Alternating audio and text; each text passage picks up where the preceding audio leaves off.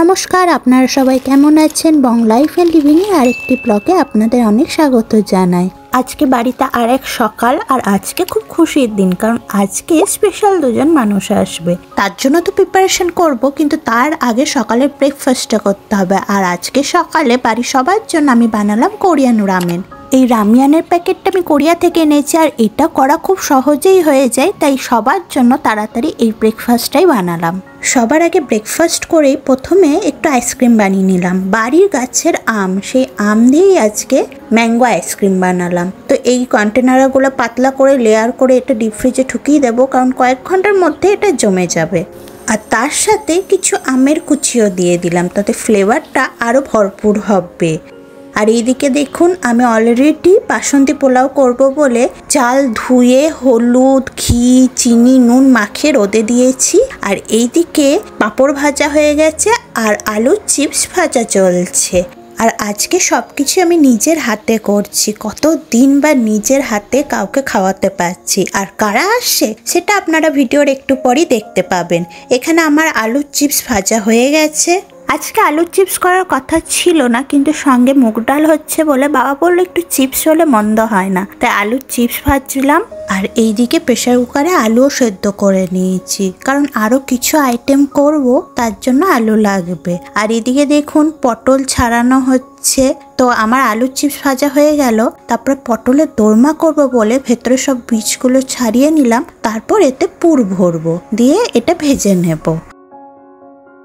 আর এইদিকে মাছের চপ বানাবো বলে মাছের পেটি সেদ্ধ করে নিয়েছি। এটা যে কোনো মাছ নিতে পারেন। আর আমার সব কিছু রান্না প্রায় হয়ে গেছে। এদিকে চিকেন কষা চলছে, আর এই দেখুন মাছের চপ রান্না হয়ে গেছে, আর মা এখানে পটলের দোরমাটা করছে।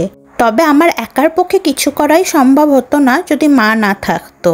আর এখনও বাসন্তী পোলাওটা হওয়া বাকি আছে, সেটা মা করে দেবে, কারণ যাদের আসার কথা তারা অলরেডি চলে এসেছে এবং আমার জন্য ওয়েট করছে। এই হচ্ছে আমার প্রিয় বান্ধবী অলি এবং অলির হাজব্যান্ড রাজনদা। এই সামনের ফেব্রুয়ারিতেই তাদের বিয়ে হয়েছে। তারা হলো নবদম্পতি, কিন্তু দুর্ভাগ্যবশত আমি বিয়েতে আসতে পারিনি। কিন্তু আজকে আমি খুবই খুশি, তারা এত কাজ সামলেও আমার সাথে দেখা করতে এসেছে। বাইরে এত মেঘ উঠেছে, গোটা ঘর অন্ধকার হয়ে গেছে, তাই খাওয়া দাওয়ার সময় কোনো ভিডিও তুলতে পারিনি। তাছাড়াও তাদের আমি খেতে দিচ্ছিলাম, তাই আর ভিডিও নেওয়া হয়নি। আর আজকের মেনুতে তো আছে, সবাই জানেন, বাসন্তী পোলাও, মাছের চপ, চিকেন কষা, পটলের দোরমা, সঙ্গে অবশ্য মুগ ডাল আর চিপস ছিল, সেটা প্রথমে দিতে ভুলে গিয়েছিলাম, পরে অবশ্য দিয়েছি। আর আমি ওদের জন্য প্রচুর গিফট এনেছিলাম, কিন্তু আরও দুজনের সাথে দেখা করার ইচ্ছে ছিল, কিন্তু তাদের কাজে থাকা বা দূরে আছে বলে তারা দেখা করতে পারেনি। তো আমি সব গিফট অলিকে দিয়ে দিয়েছি। আর অলিও আমার জন্য খুব সুন্দর এই গিফটটা এনেছে, অপূর্ব দেখতে। এটা একটা আধুনিক সংস্করণ। বুড়া মত দেখো, বুড়া মত শুনো, বুড়ো মত বলো, সোচো। চারিদিকে এত মেঘ উঠেছে, তাই সবকিছু অন্ধকার লাগছে, তাই ওরা বেশিক্ষণ বসলো না, ওদের অনেক দূর যেতে হবে।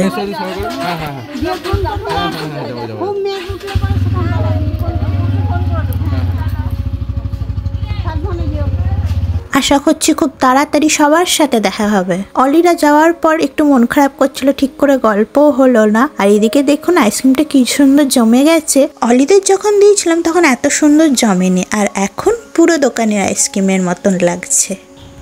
তারপর আমি আর মা বেরিয়ে পড়লাম একটু বাজারে যাওয়ার জন্য। সারা বছর যে সোনার টুকিটাকি জিনিস আমি পরি, সেগুলো ভেঙে গেলে বা কিছু হলে ঠিক করা যায় না, তাই এখানে এসেই সবকিছু ঠিক করতে হয়। সেরকমই পাড়ার দোকানে কিছু সোনার জিনিস ঠিক করে আমি আর মা আবার চললাম ওই পারে, মানে কার্জন গেটের দিকে। অনেক দিন পর মায়ের সাথে শপিং করতে বেরোলাম। আজকে মাকে একটা জিনিস দেব, সেই জন্যই মাকে সঙ্গে করে নিয়ে আসা, নাহলে মা বাড়ি থেকে এখন কমই বেরোয়। এই যে আমরা প্রথমে সোনার দোকানে চলে এসেছি। এখানে আসার কারণ হচ্ছে আমার একটা জিনিস নিতে হবে। এই যে তিনটা আংটি দেখতে পাচ্ছেন, কি সুন্দর ডিজাইন না? এগুলো রেগুলার ইউজে খুবই ভালো হয়, তাই সবসময় পরার জন্য কোনো রিং ছিল না, তাই এই রিংগুলোর মধ্যে একটা বানিয়ে নেব। তারপরেই চলে এলো ঈশানরা। ঈশান, দিদি, বাবুদা, এবার সবাই মিলে আমরা যাব মায়ের একটা জিনিস কিনতে। এই যে চন্দ্রানী পালসে চলে এসেছি।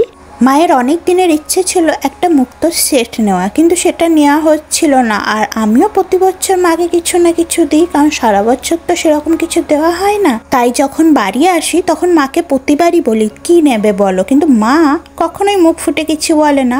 মা বাবারা তো কখনোই সন্তানদের কাছ থেকে কিছুই চায় না, কিন্তু এবার জোর করে মাকে নিয়ে এসেছি যে মা মায়ের মনের মতন গয়নাটা যেন নিয়ে নেয়। তো মা অনেক চয়েস করে, মা বলছে তোদের যেটা পছন্দ সেটাই নে, কিন্তু মাকে বলছি সব পরে পরে দেখো, যেটা তোমার পছন্দ হবে সেটা নেবে। এর মধ্যে আমি আর ঈশান একটু গল্প করছি, খেলা করছি। শেষ পর্যন্ত মায়ের এটা পছন্দ হলো। মায়ের সাথে সাথে আমিও একটা কানের কিনে নিলাম। এই যে বইয়ের মতন দেখতে পিঙ্ক পার্লের ওপর এই ছোট্ট কানেরটা, এটা সব রকম ড্রেসেই মানাবে, এথনিক হোক বা মডার্ন। চলুন আপনাদের ভালো করে কি কি নিয়েছি সেটা দেখিয়ে দিই। এই যে এই পিঙ্ক পার্লের একটা সেট ডাবল চেনের, এটা মায়ের পছন্দ হয়েছে, এটা মায়ের জন্য নিয়েছি। খুব ছোটবেলায় মায়ের একটা পছন্দের পাল সেট আমি হারিয়ে ফেলেছিলাম, তখন থেকে ইচ্ছে ছিল মায়ের জন্য একটা পাল সেট কিনবো। আর হোয়াইট পার্লের এই সিঙ্গেল চেনের এই পাল সেটটা ফ্রিতে দিয়েছে, এই যে কানের আর এই হারটা, এই দুটোর মধ্যে মার যখন যেটা ইচ্ছা পড়তে পারবে। আর সাথে আমার এই পিঙ্ক পার্লের বউ দেওয়া একটা কানের, এটা সত্যি আমার খুব পছন্দের। বিয়ের পরে কোনো আর্টিফিশিয়াল জুয়েলারি বা পার্লের সেট কেনাই হয়নি, এবারে কেনা হলো। তারপরে আমরা ট্রেন্ডসে চলে গেলাম, এখানে কিছু শপিং করে নেব, কারণ বছরের এই একটা সময় আমি মন ভরে শপিং করতে পারি। কারণ কোরিয়াতে তো এত কালারফুল জামা কাপড় পাওয়া যায় না, ওখানে তো ব্ল্যাক অ্যান্ড হোয়াইট, আর এরকম এথনিক ওয়্যারও পাওয়া যায় না। আজকে আমি বেশিরভাগই কুর্তি কিনবো, তাই জন্য দিদি আমার জন্য সব পছন্দ করছে।